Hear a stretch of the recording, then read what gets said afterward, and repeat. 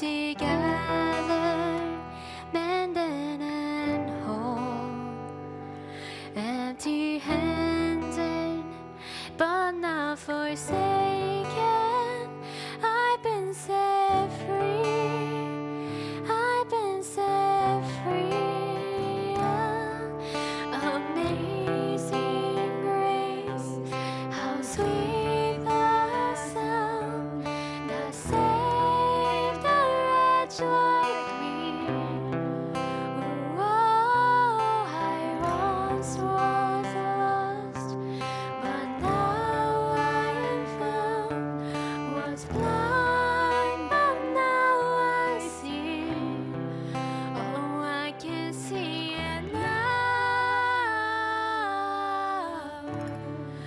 Oh, I can see the love in your eyes, laying yourself down,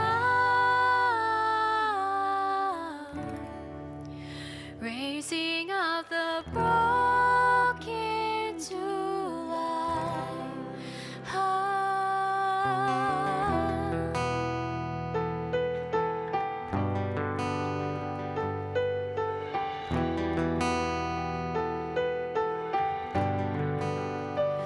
You take our failure, you take our weakness, you set your treasure in jars of clay. So take this heart, Lord, I'll be your vessel, the world to see your love in me. Amazing grace, how sweet the sound that saved a wretch like me. Oh, I once was lost, but now I'm found. Was blind, but now I see. Oh, I can see it now. Oh, I can see the love in your eyes, laying yourself down, raising up the broken to life.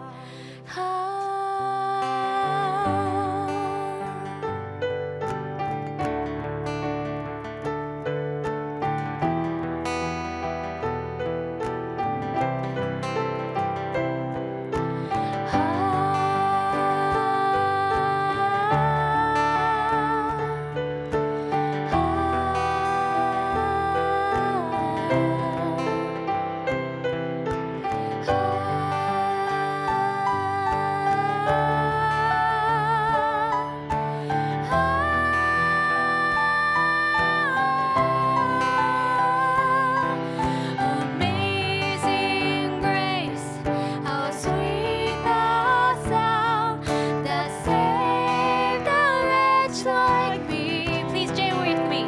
Oh, I once was lost, but now I am found. Was blind, but now I see. Come on, church, sing with me. Amazing grace, how sweet the sound that saved a wretch like me. Oh, I once was lost, but now I am found. Was blind, but now I see. Oh, amazing grace, how sweet the sound that saved a wretch like me. Oh, I once was lost, but now I am found. Was blind, but now I see. Oh, I can see it now. Oh, I can see the love in your eyes. Sing with me. Laying yourself down.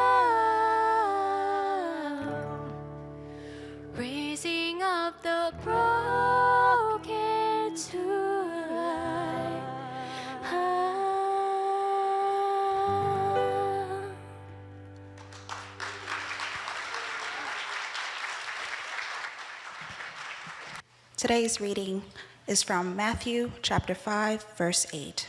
Blessed are the pure in heart, for they will see God. Followed by Martin Luther's.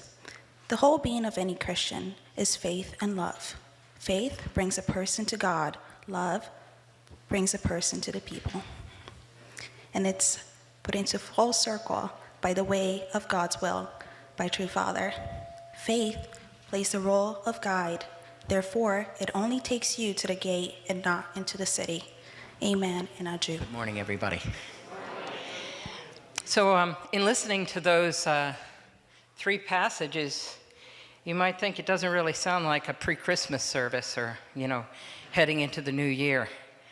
The readings are all very similar. In all of the readings, they're referring to a two-step process that where you offer your faith in God and love to humanity.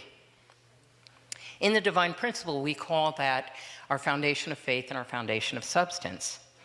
But these two steps are important. They're prioritized. That is, the foundation of faith is always before the foundation of substance, because the foundation of faith, actually, depending on what you're focused on, it's a principle. It's not like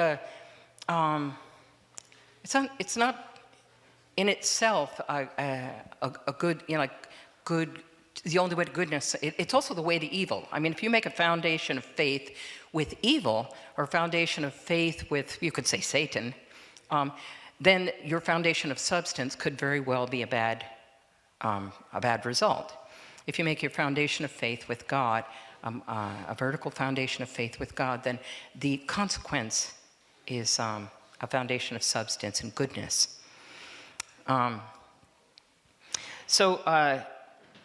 You might have expected maybe a reading about the Holy Family and receiving Jesus and this sort of thing. But as irrelevant as these readings may seem, and my title may also seem quite irrelevant, I hope that through my speaking I could somehow bring all of the thoughts together and make it a good pre-Christmas and end-of-the-year sermon. The title of my sermon, as you already heard, was Giving Up Isaac. And I'd like to begin with the reading of Genesis 22, 1-17, which is actually the story of Abraham giving up Isaac. As you know, Abraham already had a test in which he was supposed to cut a heifer, a ram, and a she-goat, and the doves and the pigeons, but he did not accomplish that, and then he was actually one of the few who got the second chance to make an offering of such, but the offering was so much more difficult, and that offering was in giving up his son. So it reads, "Sometime later, God tested Abraham. He said to him, 'Abraham.' 'Here I am,' he replied. And then God said, 'Take your son, your only son, whom you love, Isaac, and go to the region of Moriah. Sacrifice him there as a burnt offering on the mountain that I will show you.' Early the next morning, Abraham got up and he loaded his donkey. He took with him 2 servants and his son Isaac. And when he had cut enough wood for the burnt offering, he set out to the place God had told him about. On the 3rd day, Abraham looked up and he saw the place in a distance. And he said to his servants, 'Stay here with the donkey while I and the boy go over there. We will worship and then we'll come back to you.' Abraham took the wood for the burnt offering and he placed it on his son Isaac, and he carried the fire and the knife. As the 2 of them went up together, Isaac spoke up and he said to his father Abraham, 'Father?' 'Yes, my son,' Abraham replied. 'The fire and wood are here,' Isaac said, 'but where is the lamb that we will use as a burnt offering?' And Abraham answered, 'God himself will provide the lamb for the burnt offering, my son.' And the 2 of them went on together. And when they reached the place that God had told him about, Abraham built an altar there, and he arranged the wood on it. He bound his son Isaac, and he laid him on the altar, on top of the wood. And then he reached out his hand, and he took the knife to slay his son. But the angel of the Lord called out to him from heaven, "Abraham, Abraham." "Here I am," he said. "Do not lay a hand on the boy," he said. "Do not do anything to him. Now I know that you fear God, because you have not withheld from me your son, your only son." Abraham looked up, and there in the thicket was a ram caught by his horns. He went over and he took the ram and he sacrificed it as a burnt offering instead of his son. So Abraham called that place, "The Lord will provide." And to this day it is said, "On the mountain of the Lord it will be provided." The angel of the Lord called to Abraham from heaven a second time and said, "I swear by myself," declared the Lord, "that because you have done this and have not withheld your son, your only son, I will surely bless you." So, sounds like a Christmas reading? Not very much. Anyway, 44 years ago, as of last month, I joined the Unification Movement. And maybe many of you might remember a similar kind of experience as the testimony that I'm going to share. When I heard the divine principle, something was awakened in me, and I could hear God calling out to me and directing me to drop everything that I was doing and follow Reverend and Mrs. Moon and the Unification Movement. Anybody else have that experience? I see some smiles in there. I think there are some people like that. I didn't actually want to join the movement. I was quite happy. I liked what I was doing. I was going to college. I liked what I was studying. And I liked the freedom that I had of living on my own. And I was quite comfortable. And unlike some people who had joined the movement at that time, I wasn't seeking God. I felt like I already had God. I knew God. But when I heard the principle, I began hearing God directing me to leave school, to leave my friends, and to join this movement. And I remember the day that I made that decision. I spent the entire day having like this argument with myself. And on one side, there was God saying to me, "Quit school and let go of everything that you're doing. That's what you should do." That was one side of the argument, and the other side was, how could I do that? How can I just leave everything I'm doing? Everybody's going to think I'm nuts. And besides that, I've had this dream of this career since I was 6 years old, and I'm just going to stop that now. It was just a fight. Your parents have spent so much money for the past 4 years of college, and you're just going to drop it.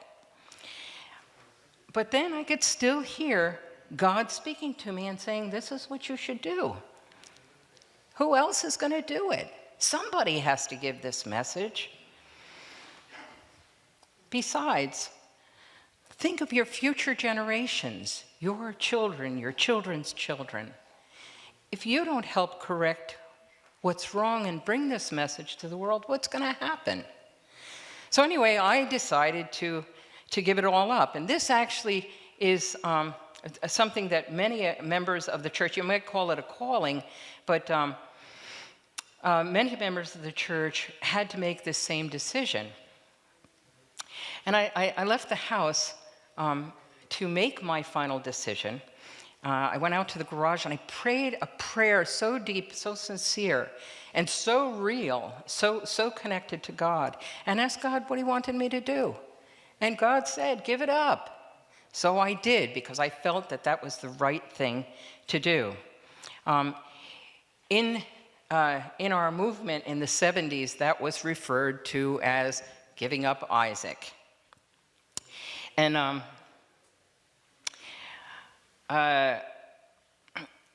just as we heard in the story before of Abraham giving up his most precious possession, or I had to give up that which was most precious to me as the life that I was living at that time.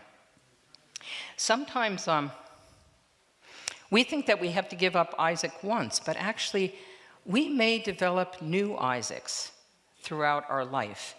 even in the movement. Sometimes we develop a new Isaac, like something that becomes more important than God himself in our life.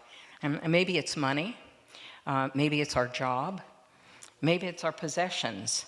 It could be a place, external things, external ideas that we're clinging to from an external point of view, and we become attached to those things. We have difficulty giving them up. And so, Pastor Manoj, 2 weeks ago, in his sermon, I don't know if you were all here, but he said at that time, let's make this Christmas time an internal preparation to humble ourselves, to purify ourselves in our hearts so that we can correct the mistakes, any wrongdoings, any relationships, and anything that needs correcting. So actually, I gave this sermon at 9 o'clock, and it was, actually, I was shaking a little bit when I was given it, because I have what I have to share, this testimony I have to share is a confession of sorts. And I shared it with different people at different times, but I never actually shared it with the person that I was supposed to share it with. And that was with Pastor Manoj. So he's already heard what I have to say, but I'll say it again. And I have to say, when I said it last time, I was shaking a little bit.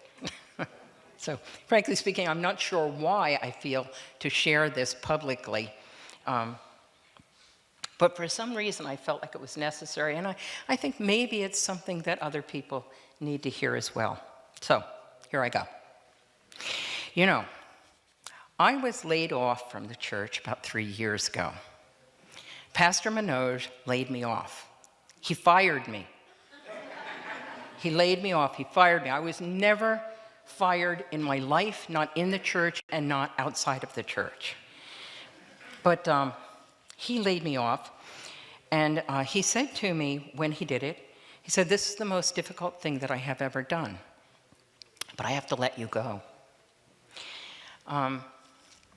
I want to have you understand, make no mistake about this. I was upset, I was angry, and I was resentful. And I'm going to repeat that. I was upset, I was angry, and I was resentful.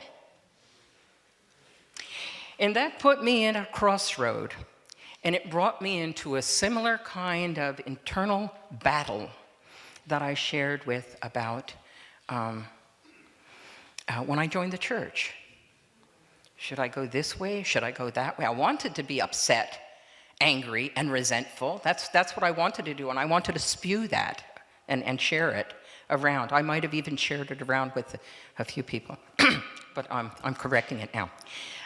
But on the other hand, I saw that there were many instances like that in the life of many people in our movement at that time, and that people were having their positions changed, people were being let go, and then they would get upset, angry, and resentful. And I felt that in doing that, it just created a kind of negativity, a poor example for our children, and it was pulling our church apart. So I decided to go with what I believe the principle tells us to do, and according to my faith, and that is to purify my heart, to let go of that thing, and just see what God had prepared for me. What my faith guided me to do was to continue relating to Pastor Manoj and to report and offer all of my activities up through him, because that's what our principle teaches us to do. And you know what? Pastor Manoj was correct. That was what God wanted me to do. And it turned out to be the best thing that ever happened to me, because it opened a door to a new avenue in my life. Change is hard to handle sometimes, especially in the beginning. It's messy in the middle, and it's gorgeous at the end. And the reason it's gorgeous at the end is because the hard, messy stuff is the stuff that helps us learn really what is God's will. But, and we think that oftentimes we know God's will because it's actually what we believe is God's way. It's what we believe. But God's will is not always what we believe. God's will is oftentimes something that's going on in the back of our head.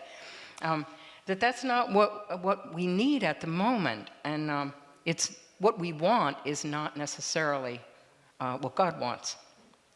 So when Pastor Manoj was talking about internal preparation, I felt it's really, we have to ask God if this is God's will or if this is my will. And what I also realized, I didn't realize this until I started writing this sermon, is that, oftentimes we develop a new Isaac. And I was clinging to my mission as a new Isaac.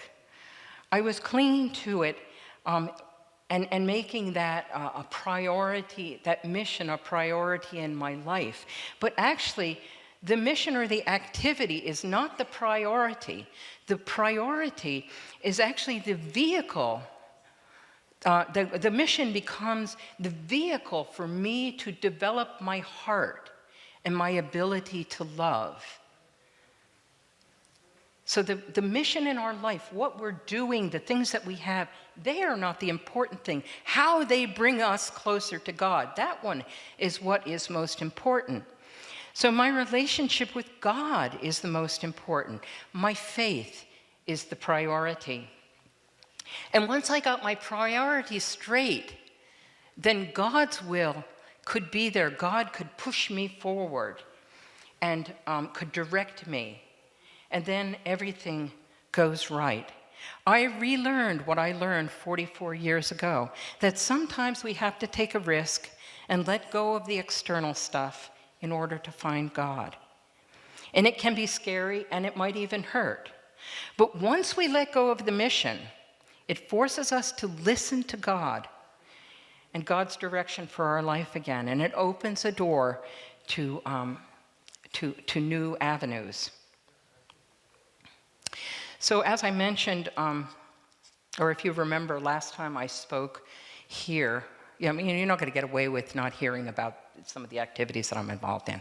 So last time I was here, I shared that the Honduran ambassador at the UN had asked myself and the group that I work with to do a project at the UN, the same project that we did in Nutley, New Jersey about 3 years ago.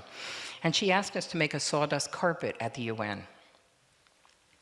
And it was to be the celebration, the 72nd celebration of the UN. The project went well.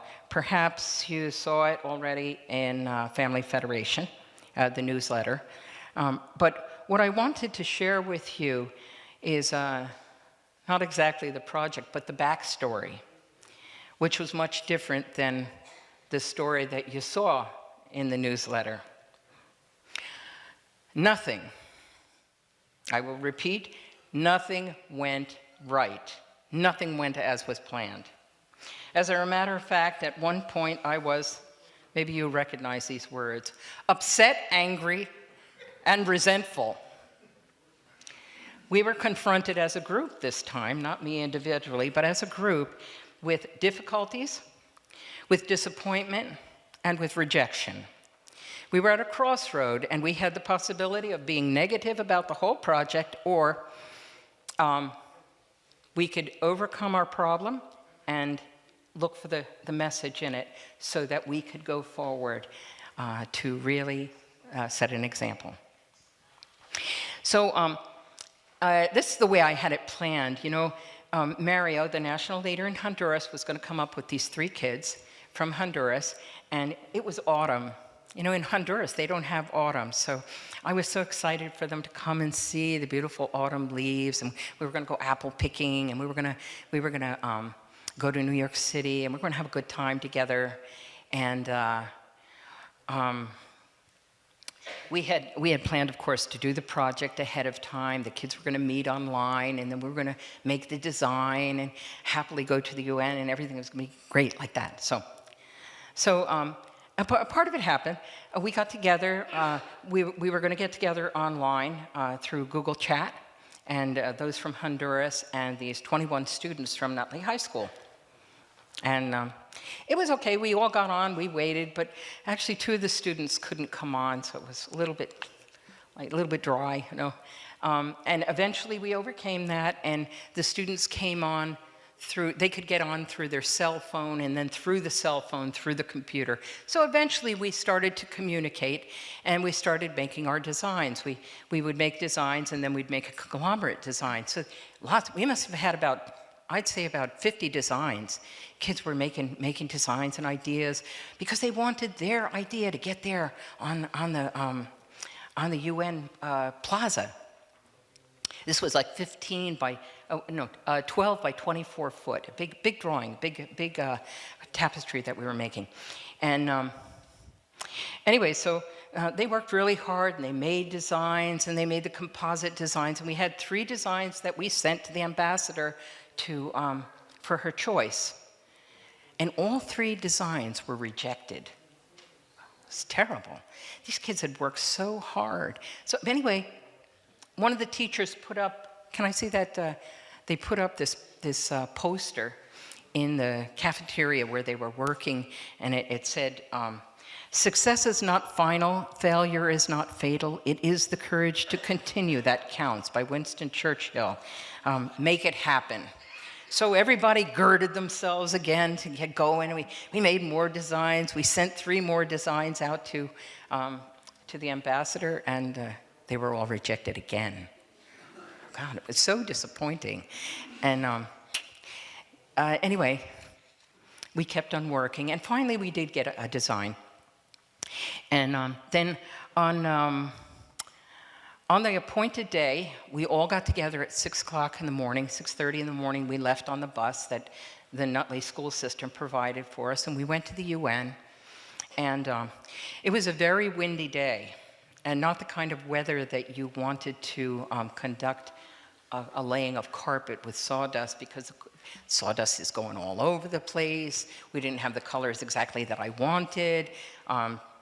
There's leaves flying all over the tapestry. Anyway, we worked hard, we worked diligently, these 21 students, and we successfully completed the project. From 8 o'clock until 3:30 we worked. And then in the evening, the ambassador came out to dedicate the tapestry. By that time, it was looking pretty good. In the presence of approximately 40 guests, ambassadors and other dignitaries came out, and they listened to the ambassador speak about how we had taken this cultural activity and we brought it to Nutley, New Jersey, and then from Nutley, New Jersey, we brought it to the UN. And how happy and proud she was. She thanked the Universal Peace Federation and the town of Nutley, the Nutley High School, and the town itself for their support. And finally, she asked the students to walk onto the carpet, and then she asked the ambassadors and dignitaries to also walk on the carpet and greet the students as if passing a baton, you know, the baton for creating or taking responsibility for creating peace. It was very beautiful, very uplifting. And but let me just come back for a minute that, you know, this project, as I mentioned, did not go as planned. Just about everything that could have gone wrong went wrong. But it was a learning moment. And in the end, I was able to share a letter with the students and the teacher participants. And I wanted to read an excerpt from that. It reads, "Dear participants in Honduras and also in Nutley, you created a beautiful carpet and exemplified the meaning of peace, not simply in your ability to work cooperatively at the UN, but in your effort to adjust your disappointments and your setbacks which confronted us throughout the project. Perhaps if your project had gone smoothly, it would have been just business as usual, producing a nice carpet. But this was a challenging experience that we could share together, continually adjusting and readjusting to achieve a harmonious finish. Again, the carpet represents more than just an artistic project. It truly represents the development of an attitude for peace building. An attitude characterized by joyful service, even without recognition, perseverance, and the ability to give, forget you gave, and give again. So even though I couldn't necessarily say the words to them, give up your Isaac, we were all forced to give up things that we had envisioned and hoped for. Some gave up the design that they created. Some gave up the image that I had of all those people having a good time and seeing. Actually, I forgot to mention, one of our greatest disappointments was that our 3 Hondurans were not able to come. They were denied their visa. So it was just a total disappointment. Everything that we were hoping to see, it was a struggle. It was an internal struggle to make it happen. But I did want to show, it's just a 2-minute video of the project itself being made. Somebody did a fast motion video. I hope you enjoy it.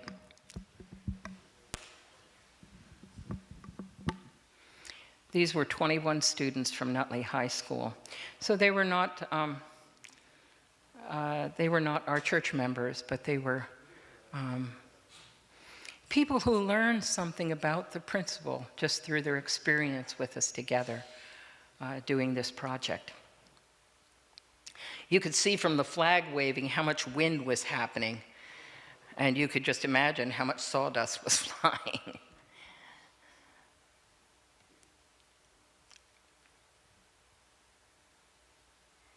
We didn't really do it this fast.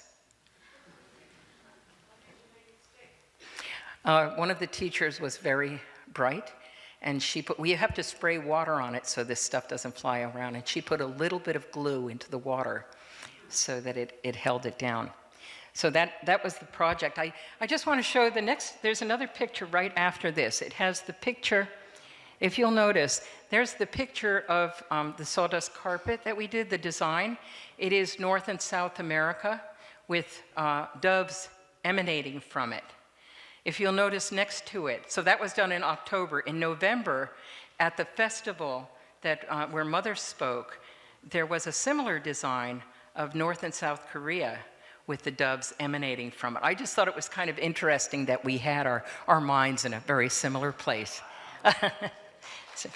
So, in conclusion, Pastor Manoj began his sermon 2 weeks ago saying, as we near the Christmas, we would be remiss to only think about the external preparations for Christmas, the lights, the gifts, the food, the family, the friends. Jesus is central to Christmas. And it's important to remember what Jesus actually came for. If you remember my first reading today, which I will repeat in a minute, Jesus did not say in Matthew 3:18, "Blessed are the pure in heart, for they shall reform social ills, or immoral life, or government legislature." Rather, Jesus said, "Blessed are the pure in heart, for they shall see God." This is our first priority. When we see God, and when we see and hear God, and see things from God's point of view, the external stuff just aligns itself. What Jesus sought to change was how we as individuals think, how we digest our life. He knew, even as our true parents knew, that when you align yourself with the thinking of God, then the natural consequence is that our external circumstances will also align themselves with the will of God. So as Pastor Manoj said, this holiday season, and especially as we approach the new year and Foundation Day, let's check our priority. Is God at the center of my life and my thinking? Do I have an Isaac to give up? Is something obstructing my relationship or hindering my doing God's will? As we enter into the holiday season and into 2018, let's get back to the basics. Even as Mother said I noticed in her In her message at the beginning, when we had the video message, Mother said, get back to the basics. Let's get back to the basics. Give up our Isaacs, make a clear foundation of faith in God, and build God's substantial kingdom of heaven here on earth. Thank you very much.